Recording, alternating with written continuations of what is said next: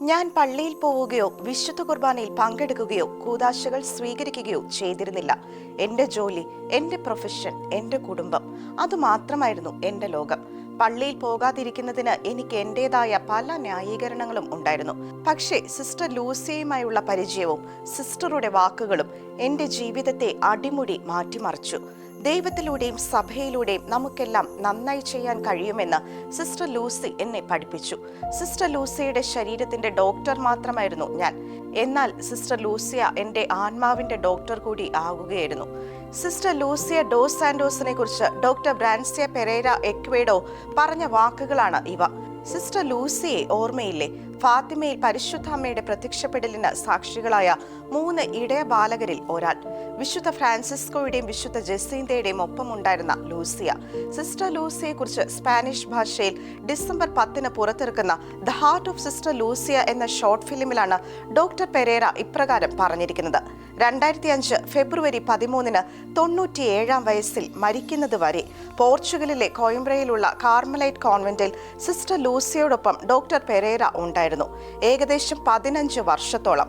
Sister ലൂസിയയുടെ ജീവിത മാതൃകയും സാക്ഷ്യവും വഴിയായി എൻ്റെ ജീവിതത്തിൽ ആഴത്തിലുള്ള പരിവർത്തനം അനുഭവിച്ച സമയമായിരുന്നു അത്. എൻ്റെ ജീവിതത്തിലെ നിർണായകമായ ഒരു കാലഘട്ടം.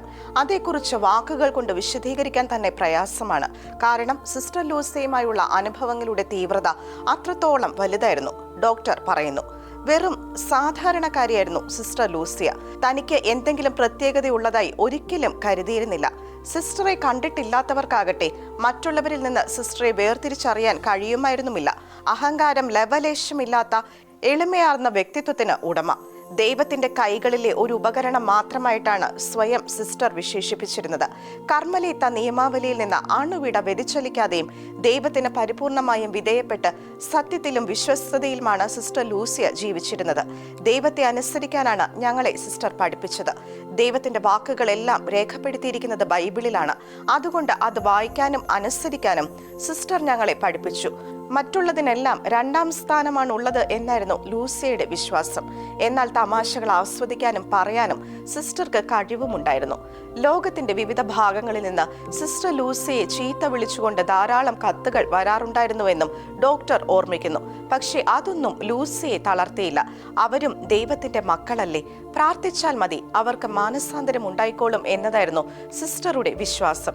ജസീന്തയും ഫ്രാൻസിസ്കോയെയും വാഴ്ത്തപ്പെട്ടവരായി പ്രഖ്യാപിക്കുന്ന ദിനങ്ങളിൽ സിസ്റ്റർ ലൂസിയ അനുഭവിച്ച സന്തോഷത്തെക്കുറിച്ചും ഡോക്ടർ ഷോർട്ട് ഫിലിമിൽ അനുസ്മരിക്കുന്നുണ്ട്. 2000 ഫാത്തിമയിൽ വെച്ച് വിശുദ്ധ ജോൺ പോൾ 2 പാപ്പയാണ് ജസീന്തയും ഫ്രാൻസിസ്കോയെയും വാഴ്ത്തപ്പെട്ടവരെ പ്രഖ്യാപിച്ചത്. വിശുദ്ധ ജോൺ പോൾ 2 പാപ്പയുമായി സിസ്റ്റർ ലൂസിയ അടുത്ത ബന്ധം പുലർത്തിയിരുന്നു. പരിശുദ്ധ പിതാവിനു വേണ്ടി പ്രാർത്ഥിക്കുക എന്നത് ഒരു ദൗത്യമായി സിസ്റ്റർ ഏറ്റെടുത്തിരുന്നു. പ്രാർത്ഥനയുടെയും പരിത്യാഗത്തിന്റെയും ജീവിതമായിരുന്നു സിസ്റ്റർ ലൂസിയയുടേത്.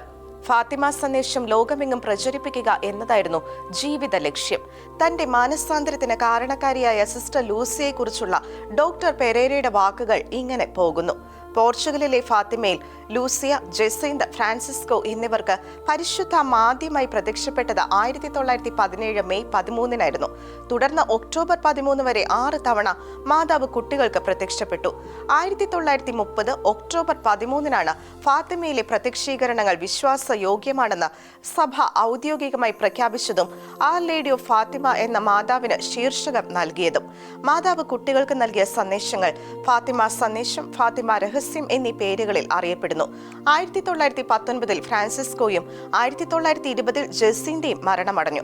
1925 ലൂസിയ കർമ്മലീത്ത സന്യാസിനി മഠത്തിൽ ചേരുകയും sister Lucia D Jesus rose dos Santos എന്ന പേരിൽ 2005 ഫെബ്രുവരി 13 വരെ ഫാത്തിമ മാതാവിന്റെ ദർശനങ്ങളുടെയും രഹസ്യങ്ങളുടെയും ഏക സൂക്ഷിപ്പുകാരിയായി ജീവിച്ചിരിക്കുകയും ചെയ്തു.